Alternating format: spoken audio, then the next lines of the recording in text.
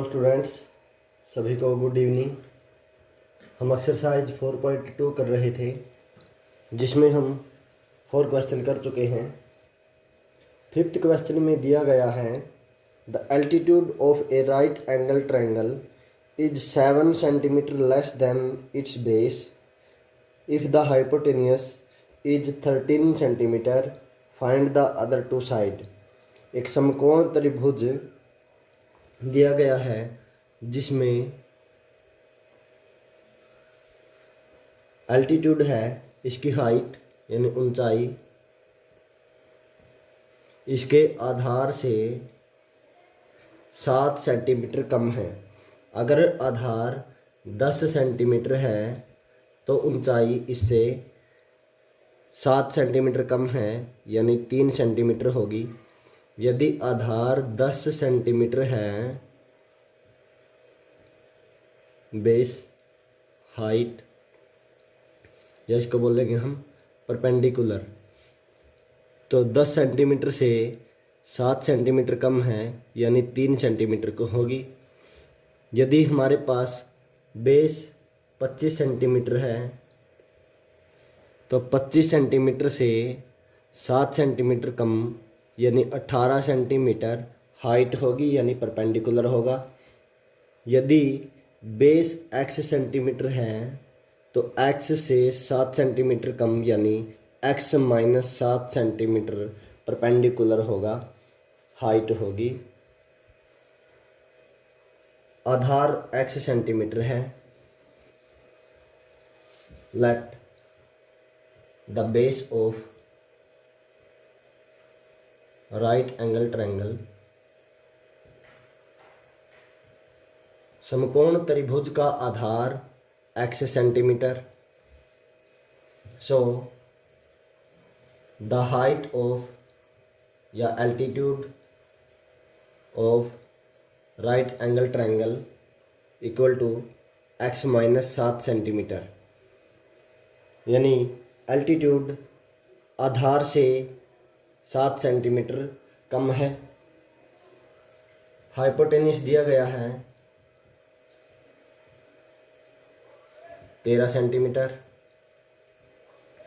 According to question, hypotenuse equal to 13 centimetre. We know that, हम जानते हैं कि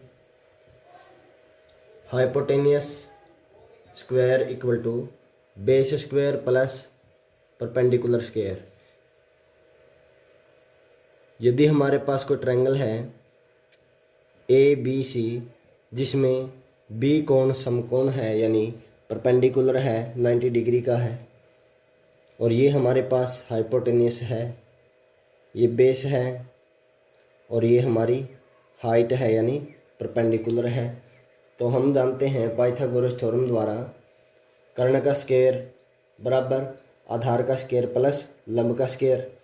हाइपोटेन्यूज दिया गया है 13 यानी 13 स्क्वायर इक्वल टू बेस है हमारे पास x centimetre, x square plus perpendicular है x माइनस 7 का स्क्वायर, तो ये होगा 169। 13 का स्क्वायर होता है 169, x square plus a minus b का होल स्क्वायर, ये होता है a square plus b square minus 2ab, यानी x स्क्वायर प्लस 7 का स्क्वायर होगा 49, 2ab minus 2ab 2 into x into 7 14x। तो 169 को जब हम इस तरफ लेकर आते हैं तो माइनस होगा, इधर बचेगा 0। X square plus x square 2x square minus 14x plus 49 minus 169। तो यहाँ से हम इसको लिख सकते हैं 2x स्क्वायर माइनस 14x, ये बचेगा माइनस 120 इक्वल टू 0। यहाँ से हम 2 कॉमन ले सकते हैं, या बोलेंगे दोनों तरफ 2 से विभाजित करने पर यहाँ बचेगा x स्क्वायर माइनस 2 से भाग करेंगे 7x माइनस 2 से भाग करेंगे 60 इक्वल टू 0। तो यहाँ से हमारे पास यह एक क्वाड्रेटिक इक्वेशन है, द्विघात समीकरण है। अब हम इस क्वाड्रेटिक इक्वेशन को सोल्व करेंगे। 60 की और 1 के मल्टीप्लाई करेंगे, ये होगा 60। जब ये वाला निशान और ये वाला निशान दोनों अलग होते हैं तो हम डिफरेंस देखते हैं, 7 होना चाहिए। तो 60 के ऐसे 2 टुकड़े करने हैं जिनका डिफरेंस 7 आता हो और मल्टीप्लाई 60 आती हो। ये हो गए 5 और 12। तो हमारे पास 5 और 12 हैं, लेकिन हमें -7 चाहिए, इसलिए 12 को हम माइनस लेंगे और 5 को हम प्लस लेंगे। -12 + 5 इन दोनों का डिफरेंस होगा तो -7 होगा। इस प्रकार हम यहाँ लिख सकते हैं x² - 12x + 5x - 60 equal to 0। यहाँ से हम x कॉमन लेंगे, यहाँ बचेगा x - 12 + 5। यहाँ से हम 5 कॉमन लेंगे, यहाँ बचेगा x माइनस 5 से डिवाइड करेंगे तो 12 होगा इक्वल टू 0। तो यहाँ से x - 12, यहाँ से भी x - 12 कॉमन लेंगे तो x - 12, यहाँ बचेगा x + 5 इक्वल टू 0। तो यहाँ या तो x - 12 इक्वल टू 0 है या फिर x + 5 इक्वल टू 0 है, यानी x - 12 इक्वल टू 0 या फिर x + 5 इक्वल टू 0। तो यहाँ से x की वैल्यू हमें मिलेगी 12 और यहाँ से x की वैल्यू -5।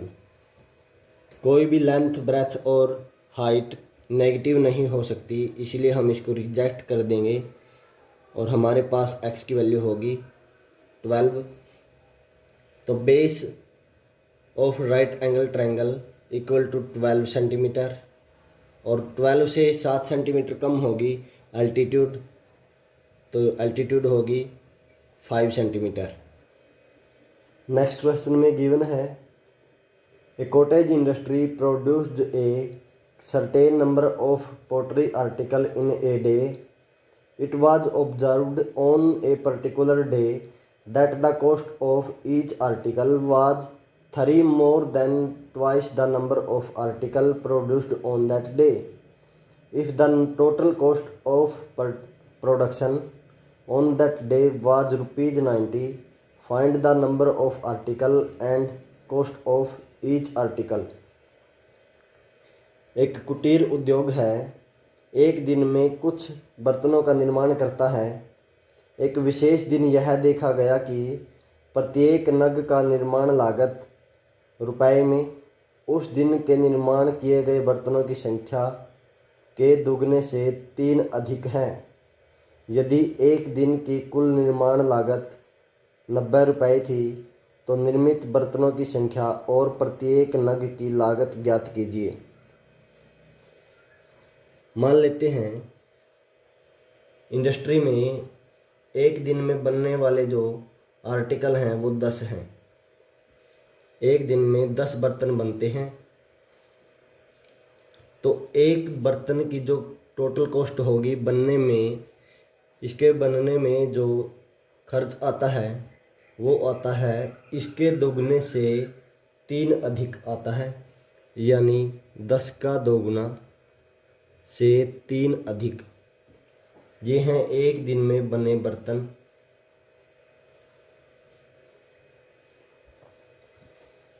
और ये है एक बर्तन की लागत, यानी कॉस्ट ऑफ 1 आर्टिकल। ये हैं एक दिन में बने आर्टिकल। मान लेते हैं एक दिन में जो बनने वाले आर्टिकल हैं वो x हैं, इसलिए एक बर्तन के बनने में जो खर्च होगा वो होगा बर्तनों की संख्या के दुगने से 3 अधिक होगा। बर्तनों की संख्या का दुगना और दुगने से 3 अधिक, इतनी कॉस्ट होगी एक बर्तन की। और उस दिन बनने वाले जो बर्तन हैं वो है एक्स। एक बर्तन का लागत मूल्य है 2x + 3, तो इतने बर्तनों का लागत मूल्य 90 रुपये दिया है। मान लेते हैं एक बर्तन का लागत मूल्य 20 रुपये है और बनने वाले बर्तन 10 हैं, तो 10 गुणा 20 ये होगा 200 रुपये।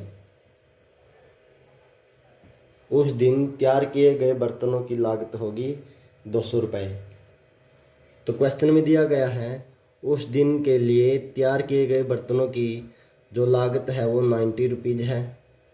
एक्स बर्तन थे इंटू एक बर्तन का कॉस्ट होगा 2x + 3, तो एक्स बर्तन की लागत होगी 90 रुपीज़, ये क्वेश्चन में दिया गया है।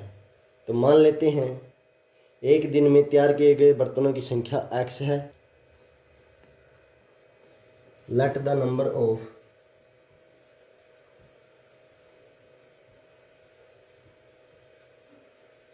Article produced in 1 day equal to x।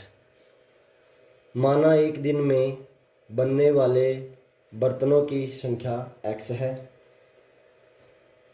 या हम इसको बोल सकते हैं नगों की संख्या x है। इसलिए द कॉस्ट ऑफ 1 आर्टिकल, एक वस्तु का यानी एक बर्तन का लागत मूल्य होगा इसके 2 गुने से 3 अधिक 3 more than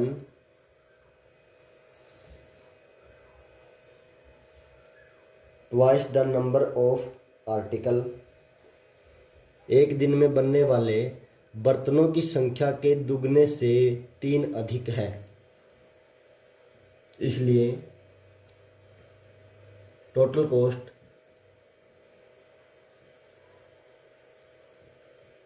ऑफ आर्टिकल्स, बर्तनों की कुल लागत होगी, इन दोनों की मल्टीप्लाई करेंगे तो x × 2x + 3। लेकिन क्वेश्चन में दिया गया है जो टोटल कॉस्ट है वो है 90 रुपीज़।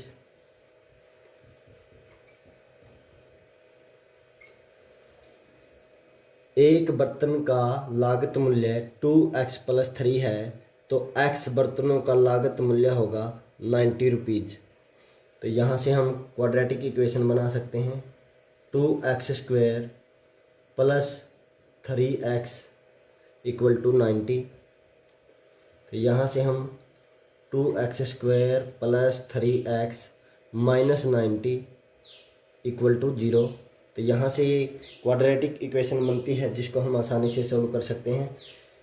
90 × 2 ये होगा 180, और 180 के हम ऐसे फैक्टर बनाते हैं जिनका डिफरेंस 3 आता हो।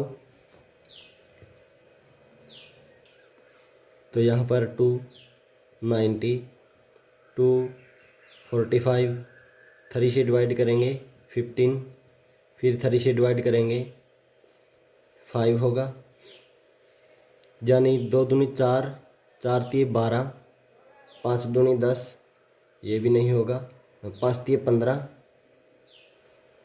4 × 3 12, यानी 12 और 15 का जो डिफरेंस होगा वो होगा 3। तो इस प्रकार हम 15 - 12, 15 और 12 की मल्टीप्लाई होगी 180, 15 में से 12 माइनस करेंगे तो हमारे पास बचेगा 3। तो यहाँ लिख सकते हैं 2x² - 12x + 15x - 90 = 0।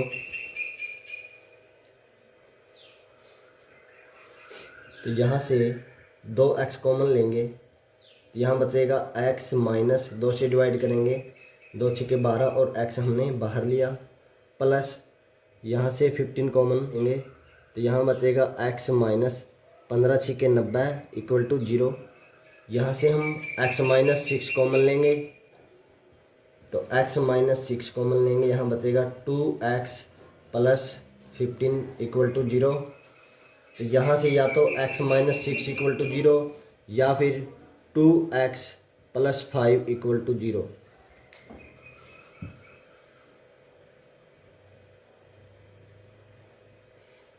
तो यहाँ से हम x की वैल्यू फाइंड कर सकते हैं, x equal to 6 and x equal to -15/2।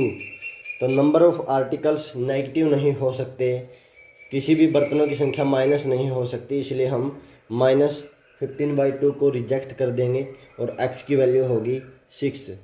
तो उस दिन बनने वाले बर्तनों की संख्या होगी 6। तो एक बर्तन का लागत मूल्य होगा 6 दूनी 12 और 3 15, यानी number of article 6, cost of 1 article 2 × 6 + 3, ये होगा 2 × 12 और 3 15 रुपीज़ होगा। इस प्रकार हम इस क्वेश्चन को कर सकते हैं, जो बहुत ही इम्पोर्टेंट क्वेश्चन है। तो हमारी 4.2 एक्सरसाइज कंप्लीट होती है।